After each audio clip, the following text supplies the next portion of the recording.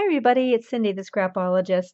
As you know, if you have followed me for any length of time, I have some very hard to find books in my personal collection, and I do like to digitize them and modify them for junk journals and collage if they're in the public domain because I really think that they should be shared. And there are some books that I just don't want to cut up, so I like to digitize them for myself as well.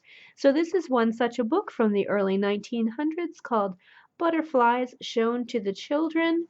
It has some gorgeous images inside. These are all hand painted butterflies and caterpillars. And it's a lovely size that fits really nice in your hand. So I'm just going to quickly flip through the kit and put on some music, and the link to the kit will be below. And enjoy the relaxing music.